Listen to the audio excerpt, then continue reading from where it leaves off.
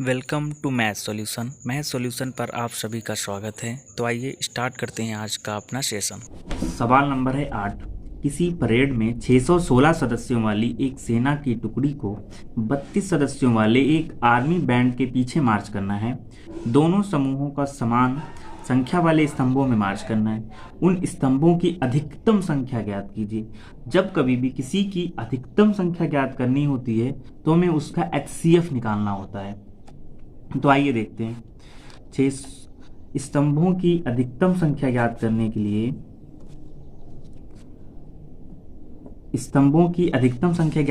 लिए हमें 616 और 32 का HCF निकालना होगा। 616 और 32 का HCF निकालना होगा। तो आइए निकालते हैं। 616 और 32 में दोनों में से सबसे बड़ी कौन सी संख्या है? तो माना A। जो सबसे बड़ी संख्या होती है उसको क्या मान लेते हैं? A। तो 616 हो गया A और B हो गया 32। इसमें लगा देते हैं यूक्लिड विभाजन एल्गोरिथम। तो A बराबर BQ प्लस R। A का मान कितना है भाई? 616 है और B का मान है 32। अब हम 32 से 616 को करेंगे भाग। कितनी बार जाएगा भाई? एक बार जाएगा। 32 सेकंड 32 और 11 से 2 गया, बच गया 9। 5 से 3 गया, बचा 2। ये कितना हो गया? 96। 296। अब कर लें इनकी गुणा। 9 बार जाएगा। 9 बार नहीं, 7 8 बार जाएगा। 9 दूनी 18, 9 तीन 27, 1 28, 9 बार चला जाएगा। 9 दूनी 18 के 8, 9 तियाँ 27, 1 28, 288। कितना बचेगा भाई? 16 से 8 गया 8, एक 0, 8 बच गया शेषफल। यानी 32 की गुणा अगर 19 से करें तो शेषफल कितना बच जाएगा? 8। अब आ जाएंगे स्टेप नंबर 2 में। स्टेप नंबर 2 में तो 32 क्या हो जाएगा भाई? A हो जाएगा और B क्या हो जाएगा? 8। अब आपको 8 से 32 को करना है भाग। तो कितनी बार जाएगा? 4 बार। 8 चौके 32, शेषफल बचा 0। तो 8 गुणे 4 प्लस 0, यानी 616 और 32 का जो HCF है वो कितना है? 8। यानी अधिकतम स्तंभों की जो संख्या है वो कितनी आएगी भाई? 8। अब देखिए सवाल नंबर है 9। यूक्लिड विभाजन प्रमेयिका का प्रयोग करके दर्शाइए कि किसी धनात्मक पूर्णांक का वर्ग किसी पूर्णांक m के लिए 3m या 3m प्लस 1 के रूप में होता है। सवाल नंबर है 9। यूक्लिड विभाजन एल्गोरिथम से यूक्लिड विभाजन एल्गोरिथम से होता क्या है? A बराबर BQ प्लस R, समीकरण नंबर 1। अब इसमें आपको B बराबर क्या रखना है? 3, क्योंकि क्या करना है आपको? 3m है। तो B बराबर समीकरण 1 में B बराबर रखना है आपको क्या? 3। तो क्या हो जाएगा? A बराबर 3Q प्लस R। और इसमें नियम है कि R जो 0 होता है वो हमेशा छोटा होता है या फिर बराबर होता है किसके? R के। और R हमेशा छोटा होता है किससे? B से। तो इसका मतलब है कि जो R है वो या तो 0 होगा या फिर 1 होगा या फिर 2 होगा, लेकिन 3 नहीं हो सकता। क्योंकि B से छोटा होना चाहिए। आइए रख देते हैं। अब R बराबर, यदि R बराबर 0 रखने पर तो A बराबर क्या हो गया? 3Q। अब दोनों पक्षों का वर्ग कर दीजिए। दोनों पक्षों का वर्ग करने पर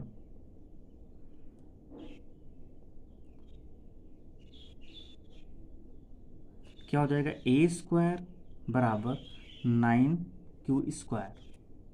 अब यहाँ पर आप M बराबर जो है वो रख दीजिए 3Q स्क्वायर।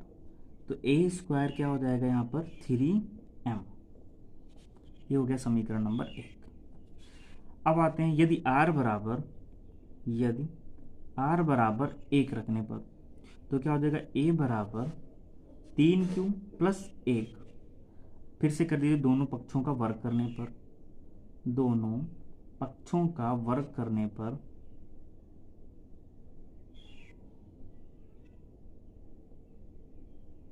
क्या हो जाएगा ए स्क्वायर, इसका क्या होता है ए प्लस बी का होल स्क्वायर, यानी A square plus B square plus 2ab, तो इसका ए स्क्वायर कितना हो गया भाई 9q स्क्वायर प्लस 2ab क्या होता है 2 और 3 6, यानी 6q प्लस कितना बी स्क्वायर, तो एक का स्क्वायर कितना रहेगा एक ही रहेगा। अब देखिए यहाँ पे ए स्क्वायर बराबर, यहाँ पे 3 ले लो कॉमन, तो यहाँ पे कितना बचेगा 3q square plus 2q plus 1। अब यहाँ पर आप m बराबर जो है उसको रख लीजिए 3q स्क्वायर प्लस 2q, तो ये समीकरण क्या हो जाएगी ए स्क्वायर बराबर 3m प्लस 1, ये हो गई समीकरण नंबर 2। यदि r बराबर 2 रखने पर, r बराबर 2 रखने पर तो क्या हो जाएगा a बराबर 3q प्लस 2, फिर से कर दीजिए वर्ग, तो दोनों पक्षों का वर्ग करने पर, दोनों पक्षों का वर्ग करने पर क्या हो जाएगा ए स्क्वायर बराबर 3q का स्क्वायर कितना होता है भाई 9q स्क्वायर प्लस कितना इसका स्क्वायर कितना होगा 2 दूनी 4 प्लस बी स्क्वायर 2ab, यानी 2 3 6 और दूनी 12q। अब यहाँ पर आप 3q ले लीजिए कॉमन, देखिए यहाँ पे ले लीजिए कॉमन, तो कितना हो गया ए स्क्वायर बराबर यहाँ पे 3 ले लीजिए तो कितना हो गया 9, 3 ले लिए कॉमन 3, तो कितना बचेगा यहाँ पर 3q स्क्वायर प्लस कितना 4q, और इसको 4 को 3 और प्लस 1 में लिख लेंगे तो 3 हो जाएगा कॉमन, तो कितना बचेगा भाई 1 प्लस का क्या बचेगा 1। अब यहाँ पर आप 3q square plus 4q plus 1, एक इनकी जगह पे आप रख लेंगे क्या m, तो कितना आ जाएगा भाई ए स्क्वायर बराबर ये कितना 3m हो जाएगा और प्लस 1, ये समीकरण नंबर हो गई आपकी 3। अतः आप कह सकते हो कि किसी धन पूर्णांक का वर्ग किसी पूर्णांक m के लिए क्या 3m या फिर 3m प्लस 1 हो सकता है, 3m या 3m प्लस 1 के रूप में होता है, लिख लीजिए। अतः किसी धन पूर्णांक का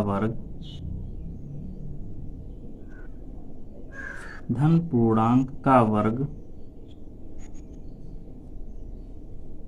किसी पूर्णांक m के लिए, किसी पूर्णांक m के लिए 3m या 3m प्लस 1 के रूप में होता है।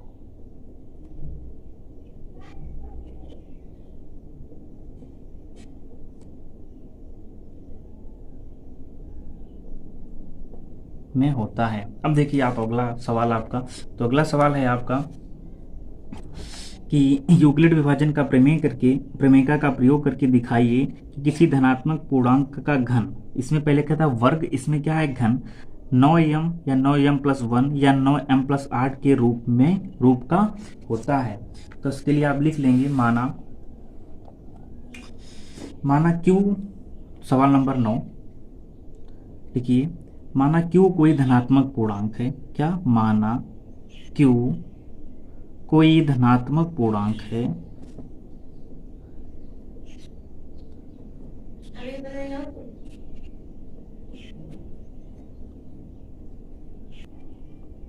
का होता है, तब यह 3q प्लस 1 या 3q प्लस 2 के रूप में है, किसमें के रूप में है। अब हमको सिद्ध करना है कि इनमें से प्रत्येक का घन जो है, प्रत्येक का घन क्या होना चाहिए, 9m या 9m प्लस 1 या 9m प्लस 8 के रूप में इनको लिखना है। ठीक है, 9m या 9m प्लस 1 या 9m प्लस 8 के रूप में लिखना है। तो रख लीजिए। अब क्या करेंगे, 3q को लेंगे पहले, 3q। अब 3q का करेंगे आप क्या, होल क्यूब। तो इनका जब आप होल क्यूब करेंगे यानी कि इनकी घात क्या करेंगे, 3, तो इसका मतलब क्या हो जाएगा, 3 तिया 9 तिया 27। इनको आप लिख सकते हैं 27q की घात 3। जहां आप 9 आपको चाहिए 9m, तो आप 9 इसमें से अलग कर लेंगे, बचेगा क्या, 3q की घात 3। अब m बराबर यहां रख लेंगे 3q की घात 3। तो रख दीजिए, कितना हो जाएगा, 9m। अब ये जो 9m आ गया, अब आप दूसरा रख लीजिए क्या, 3q प्लस 1। तो 3q प्लस 1, फिर से इनका आप क्या कर दीजिए, घन कर दीजिए। जब आप इनका घन करेंगे तो कितना हो जाएगा, ये करें, ए क्यूब बोले तो a प्लस बी का होल क्यूब क्या होता है, a cube plus b cube plus 3ab a plus b. रख लीजिए, 3q का कितना हो जाएगा, 3q का whole cube a cube plus b cube 1 का क्यूब, ठीक है, प्लस 3ab यानी 3a का मान कितना है, 3q प्लस b का मान कितना, 1, फिर क्या, a प्लस b, यही होता है। रख लीजिए, देखो 3q का होल क्यूब क्या हो जाएगा, 3 तिया 9 तिया 27q की घात 3 प्लस 1 प्लस 3 तिया 9q, ठीक है, प्लस अब ये है कितना, 1, ठीक है। अब जब 1 है तो इनके अंदर गुणा करवा दीजिए, तो कितना हो जाएगा, 3q प्लस 1 करिए, तो कितना हो जाएगा, 27q की घात 3 प्लस 1 प्लस इनके अंदर गुणा कराएंगे तो कितना हो जाएगा, 9 तिया 27 और q स्क्वायर प्लस 9q। अब देखिए आप, 27q की घात 3, 27q स्क्वायर प्लस 9q।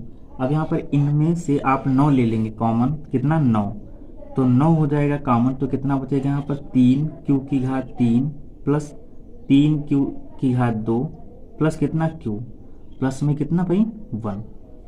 तो आप यहाँ पर m बराबर मान लीजिए 3q की घात 3 plus 3q square plus q, ये मान आप इसकी जगह पे क्या रख लेंगे, m, तो क्या हो जाएगा, 9m प्लस 1। ये हो गई समीकरण नंबर आपकी 2। ये पहला था, ये दूसरा। अब देखिए 3q प्लस कितना, 2, 3q प्लस 2, इसका क्या करेंगे आप, फिर से होल क्यूब कर देंगे, कर दीजिए, खोलो, 3q की पावर 3 प्लस 2 की घात 3 a cube plus b cube plus 3ab, तो 3a की जगह मान कितना, 3q प्लस b की जगह कितना भाई, 2, फिर क्या होता है, a प्लस b यानी 3q प्लस 2। देखो इसका करेंगे तो कितना हो जाएगा, 27q की घात 3 प्लस कितना, 8 प्लस 3 तिया 9 और दूनी 18, q कितना, फिर 3q प्लस 2, फिर से करवा दीजिए, 27q की घात 3 प्लस 8 प्लस 18 की इनसे गुणा कर दीजिए, तो 18 3 कितना हो जाएगा, 54q स्क्वायर प्लस 18 दूनी 36q। देखिए अब यहाँ पे आपको चाहिए कितना, 9, तो इसमें भी 9 मिल जाएगा, इसमें भी मिल जाएगा और इसमें भी मिल जाएगा, तो ले लीजिए, कितना बचेगा यहाँ पर, 3q की घात 3 प्लस 9 छाक 54, तो 6q स्क्वायर यहाँ पर और 9 चौक 36, 4q यहाँ पर, प्लस में कितना बच गया, 8। अब आप यहाँ रख लीजिए m बराबर क्या रख दीजिए, 3q की घात 3 प्लस 6q की घात 2 प्लस 4q, तो क्या हो जाएगा यहाँ पर, 9m प्लस 8। देखो यहाँ पर आ गया 9m, यहाँ पे आ गया 9m प्लस 1, यहाँ पे आ गया 9m प्लस 8। यानी ये क्या कह सकते हो, अतः किसी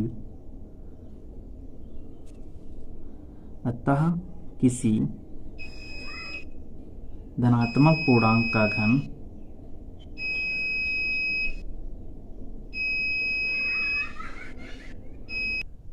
धनात्मक पूर्णांक का घन 9m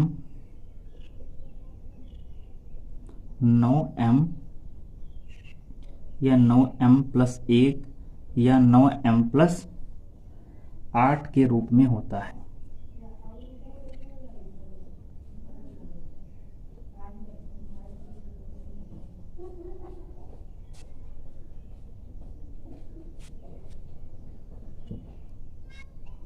देखिए सवाल नंबर है 11। सवाल नंबर 11 है आपका 441, 567 और 693 का HCF ज्ञात करने के लिए यूक्लिड की विभाजन एल्गोरिथम का प्रयोग कीजिए। 441 में 3 संख्याएं, ये बहुत इंपॉर्टेंट क्वेश्चन है।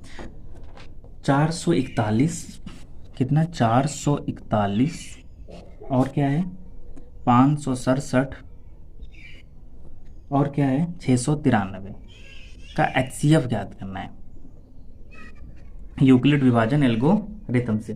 तो इसमें सबसे बड़ी संख्या कौन सी है, 693, फिर क्या है 567 है, फिर क्या है 441 है। ठीक है, आओ देखते हैं। जो इसमें सबसे बड़ी संख्या होती है उसको मान लेते a, तो माना a बराबर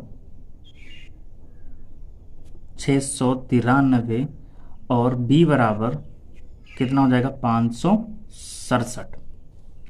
लगा देते हैं यूक्लिड विभाजन एल्गोरिथम। तो a बराबर क्या होता है BQ plus R, step number 1 क्या है, a की जगह मान कितना हो जाएगा 693 और b की जगह कितना 567, यानी 567 से आप 693 को करेंगे भाग तो कितनी बार जाएगा भाई, एक बार 567, तो 13 में से 7 चला गया बचा 6, 8 से 6 गया 2 और 6 से 5 गया 1, कितना बच गया 126, यानी 567 की गुणा 1 से करें तो शेषफल कितना बच गया 126। इसमें शेषफल नहीं होना चाहिए। तो आ जाएंगे स्टेप नंबर 2 में, क्या है 567 हो जाएगा a और b क्या हो जाएगा 126।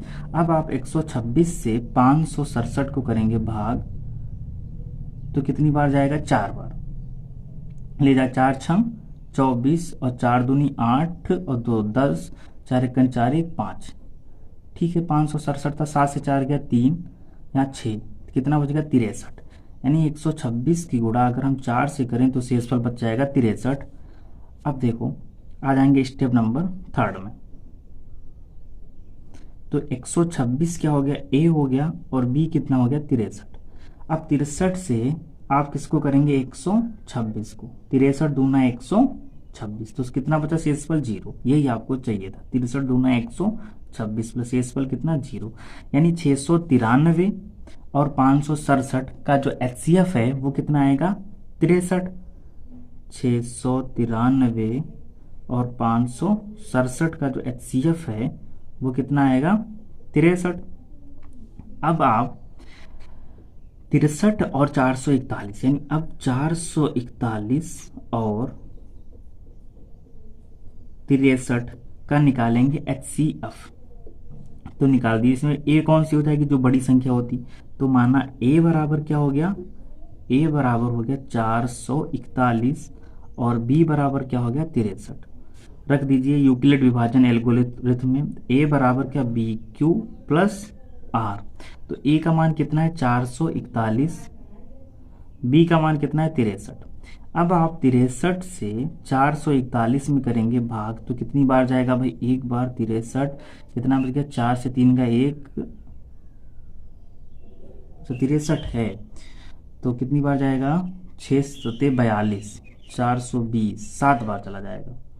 7 यहाँ 21 का 1 और 7 छंग 42 2 44, तो पूरा पूरा चला गया। ठीक है, तो शेषफल कितना बच गया 0, 7 बार, यानी 63 की गुणा अगर 7 से करें तो कितना आएगा 441, शेषफल बच गया 0। बस यही हो गया, यानी आप कह सकते हो 441, 567 और 693 का HCF कितना है 63, यही आंसर। अब देखिए अगला सवाल। अगला सवाल बहुत ही इंपॉर्टेंट है, जो कहता है कि दर्शाइए कि किसी धनात्मक पूर्णांक का वर्ग किसी पूर्णांक q के लिए या तो 4q या 4q प्लस 1 के रूप का होता है। देखिए यूक्लिड विभाजन एल्गोरिथम से, यूक्लिड विभाजन एल्गोरिथम से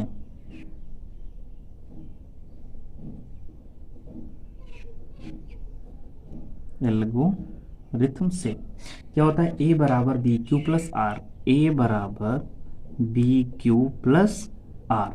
यहाँ पर जीरो क्या होता है, हमेशा छोटा होता है या बराबर होता है किसके, आर के, और आर जो होता है हमेशा छोटा होता है किसके, बी। अब ये है समीकरण नंबर आपकी ए। तो यहाँ पर आप बी बराबर क्या रखेंगे, ये रख लीजिए, बी बराबर 4 रखने पर, यानी समीकरण एक में बी बराबर 4 रखने पर, तो रख दीजिए ए बराबर क्या हो जाएगा, 4 क्यू प्लस आर। अब देखो b का मान कितना है, 4। जब b का मान 4 है तो r हमेशा क्या होता है, b से छोटा होता है, तो r बराबर क्या है, या तो 0 हो सकता है, नहीं तो 1 हो सकता है, या 2 हो सकता है, या फिर 3 हो सकता है। अब इस वाली समीकरण में r का मान 0 1 2 3 रखेंगे। यदि रख लो r बराबर क्या, 0, तो क्या हो जाएगा, a बराबर 4q, इन दोनों लोगों को कर दीजिए वर्ग, तो दोनों पक्षों का वर्ग करने पर, दोनों पक्षों का वर्ग करने पर क्या हो जाएगा, ए स्क्वायर प्लस 4 क्यू का स्क्वायर कितना, 16 क्यू स्क्वायर। अब देखिए ए स्क्वायर बराबर हो जाएगा कितना, 4 तुमको चाहिए तो 4m, यानी m क्या है, m बराबर क्या हो जाएगा, 4 क्यू स्क्वायर, जहाँ m बराबर क्या हो गया, 4 क्यू स्क्वायर। अब देखो रख दीजिए r बराबर 1 रखने पर, तो क्या हो जाएगा, a बराबर 4 क्यू प्लस 1, फिर से कर दीजिए दोनों पक्षों का वर्ग,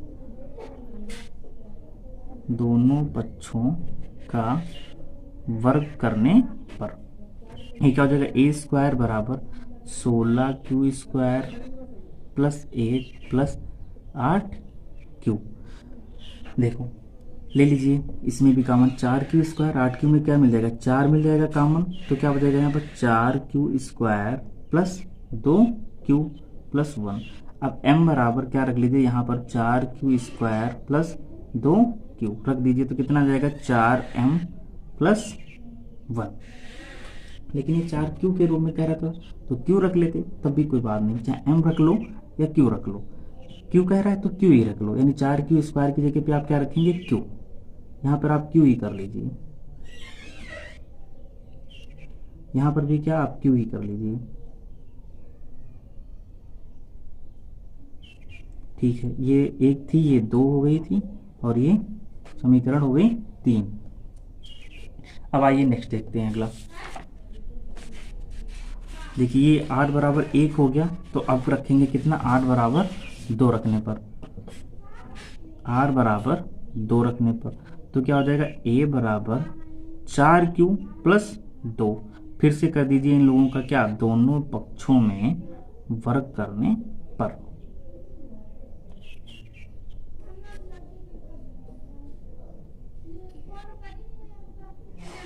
तो क्या हो जाएगा, ए स्क्वायर प्लस कितना, 16 क्यू स्क्वायर प्लस 2 दूनी 4 प्लस 4 दूनी 8 दूनी 16 क्यू। अब देखिए ले लीजिए कॉमन, 4 हो जाएगा इसमें क्या कॉमन, ठीक, तो कितना बचेगा भाई, 4 क्यू स्क्वायर प्लस यहाँ पे क्या बचेगा, 4 क्यू प्लस इसमें 4 हो गया, तो कितना बचेगा 1, है कि नहीं। अब जब ये इतना बचेगा, 4 Q square plus 4 Q plus 1, अब M Q, 4 Q square plus 4 Q plus 1 की जगह पे क्या रख दीजिए आप, क्यू, दूसरा वेरिएंट, तो क्या हो जाएगा 4 क्यू। अब रख दीजिए, ये समीकरण हो गई कौन सी, ये थी 3, तो ये हो गई 4। अब r बराबर 3 रखने पर, तो क्या हो जाएगा, a बराबर 4 क्यू प्लस 3। अब इनसे दोनों पक्षों में फिर से कर दीजिए वर्ग, तो दोनों पक्षों में वर्ग करने पर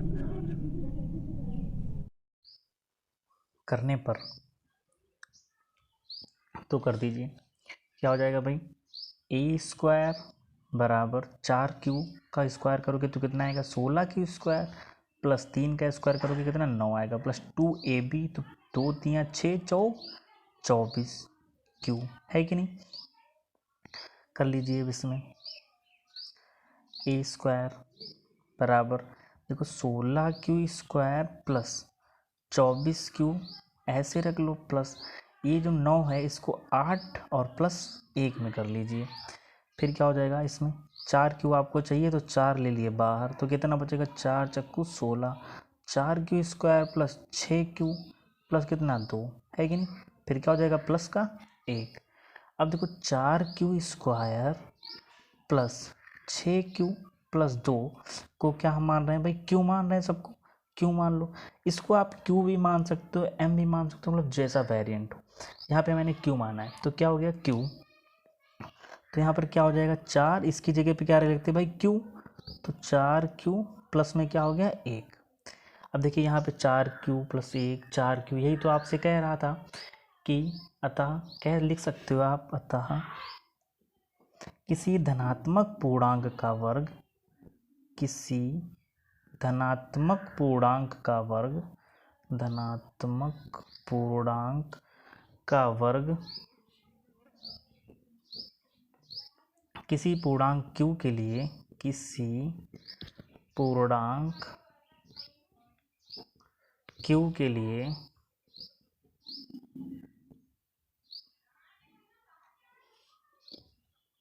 4 क्यू या 4 क्यू प्लस क्या है 1 के रूप में होता है, तो में होता है। ठीक है, देखिए अगला सवाल है हमारा, यूक्लिड एल्गोरिथम के प्रयोग से 378, 180 और 420 का एचसीएफ ज्ञात की। इसके पहले जो वीडियो थी उसमें 3 वेरिएंट वाला एक सवाल लगा हुआ है, आप देख सकते हो। जैसे ठीक है, सवाल नंबर 13, तो क्या कहता है, 378 और 180 और किन्हें 420 का ज्ञात करना है आपको एचसीएफ। ठीक है, तो इन तीनों का निकाल दीजिए। इसमें जो सबसे बड़ी संख्या है कौन सी है, 420, ठीक है, फिर उससे छोटी 378, फिर 180। होता क्या है, जो संख्या सबसे बड़ी होती है उसको मान लेते ए, तो माना ए बराबर क्या हो जाएगी भाई 420 और बी क्या हो जाएगी 378। हम दो संख्याएं लेकर के चलते हैं, तो यूक्लिड विभाजन एल्गोरिथम से a बराबर बी क्यू प्लस आर, तो a बराबर बी क्यू प्लस आर हो गया। a की जगह पे मान कितना है 420 और b की जगह पे मान कितना है 378, यानी आप 378 से 420 को करेंगे भाग, तो कितनी बार जाएगा, एक बार 378, कितना बच गया, 10 से 8 गया 2 और 11 से 7 बच गया 4, यानी 42। 378 गुणा 1 से करने पर शेषफल बचेगा 42।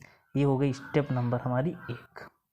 अब जाएंगे स्टेप नंबर 2 में, तो उसमें क्या जो बड़ी ये होता है, ये क्या हो जाएगा a 378 और ये हो जाएगा b 42। अब आप 42 से 378 को करेंगे भाग, तो कितनी बार जाएगा, 4 9 या 36, 9 बार चला जाएगा, है कि नहीं।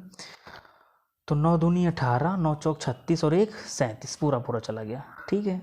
यानी 42 की गुणा आप 9 से करने पर शेषफल कितना बच जाएगा 0। अब 378 और 420 इन दोनों लोगों का जो एचसीएफ है कितना, 420 और 378 का एचसीएफ कितना आ गया 42। अब आपको नेक्स्ट स्टेप में 42 और जो तीसरी संख्या बच गई थी कौन सी, 180, 42 और 180 का लेना है, निकालना है यूक्लिड विभाजन एल्गोरिथम।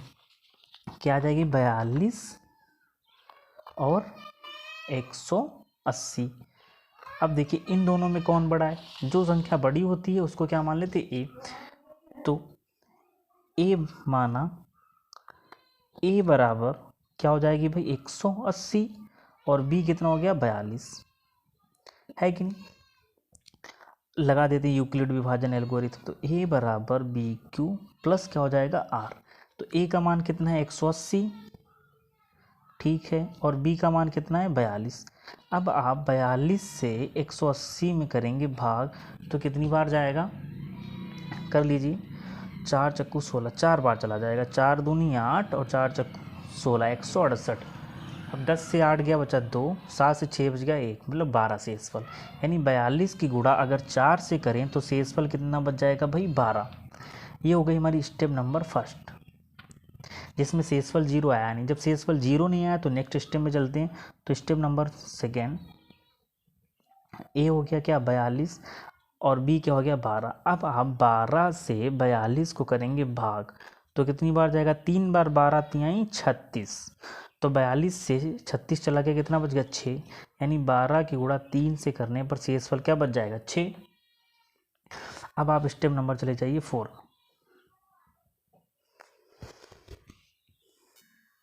देखिए ए कितना हो जाएगा 12 और बी कितना हो जाएगा 6, यानी अब आप 6 से 12 को करेंगे तो 6 दूनी 12, कितना चला गया पूरा पूरा। तो शेषफल कितना आ गया भाई 0, यही आपको चाहिए होता है। यानी आप कितना था 378 और 180 और 420 का जो HCF है वो कितना है भाई 6। It is right answer. ठीक है, आइए ले चलते हैं आपको नेक्स्ट क्वेश्चन पे। तो नेक्स्ट क्वेश्चन है हमारा, यूक्लिड विभाजन एल्गोरिथम का प्रयोग करते हुए ऐसी सबसे बड़ी संख्या ज्ञात कीजिए जिससे 398, 436 और 542 को भाग देने पर शेष फल क्रमशः 7, 11 और 15 प्राप्त हों। देखो जब कभी भी शेष फल प्राप्त हो कहता है तो जो मेन संख्याएं होती हैं उनसे क्या करना पड़ता है, घटाना पड़ता है भाई। क्या करना पड़ता है, घटाना। तो सवाल नंबर 14 क्या है 398। अब देखो क्रमशः कह रहा है, यानी 398 से क्या घटेगा 7, घटाने पर लिख लेना 398 से 7 घटा देंगे तो कितना बचेगा 391। ठीक है, अगला क्या है 436। तो 436 से क्या घटाएंगे भाई 11, तो कितना बचेगा 425। और 542 से कितना घटाएंगे भाई 15, तो कितना बच जाएगा 527। अब इन तीनों संख्याओं से आपको सबसे बड़ी संख्या कौन सी है 527, ठीक है, फिर कौन सी है 425, फिर सबसे छोटी 391। अब आपको दो संख्याएं लेनी होती हैं, तो जो दो संख्याएं हैं कौन सी, ये और ये, इनमें बड़ी संख्या कौन सी 527, तो उसको आप मान लेंगे क्या ए। तो माना ए बराबर क्या 527 और बी बराबर क्या हो जाएगा भाई 425। अब लगा दीजिए आप यूक्लिड विभाजन एल्गोरिथम, यूक्लिड विभाजन एल्गोरिथम।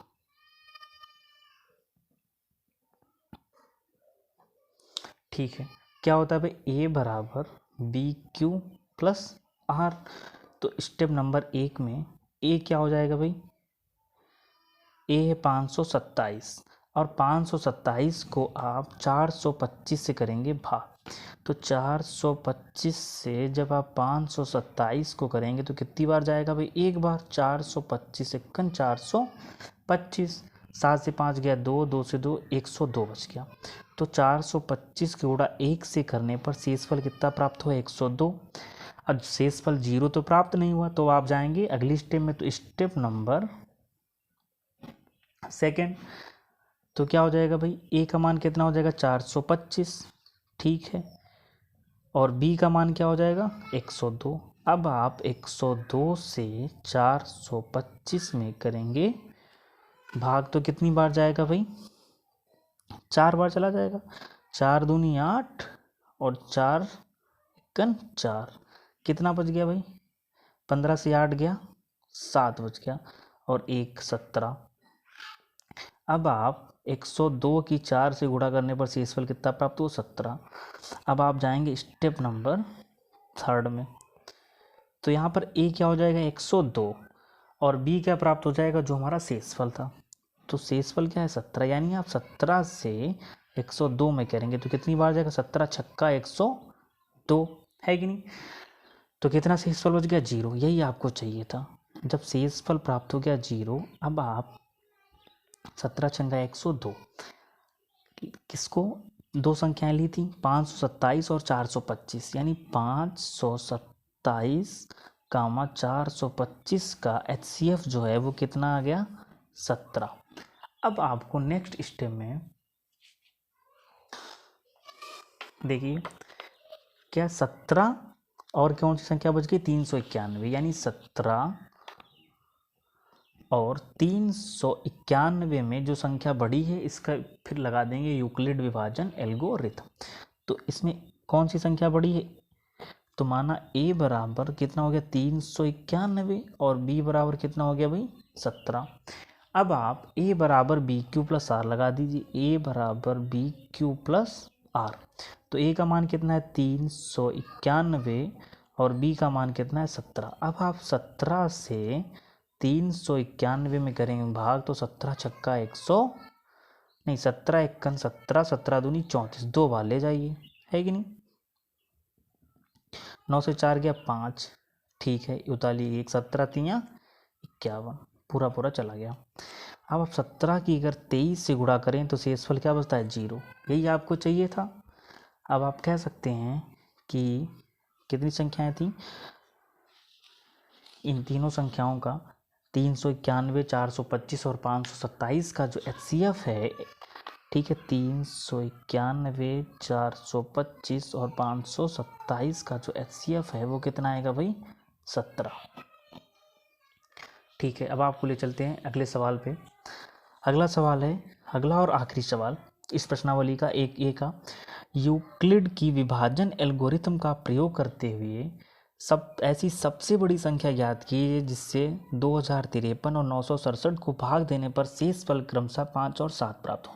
जैसे कि आप अभी लगा के आए हैं सवाल नंबर 15, ठीक है क्या कहता है 2053 और क्या 967 को भाग देने पर शेषफल 5 और 7, जो शेषफल होता है उसको इस संख्या से क्या करते हैं, उसको घटा देते हैं।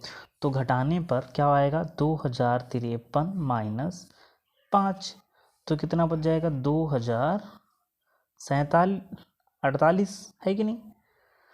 और 967 से आप घटा देंगे 7, तो कितना बच जाएगा 960।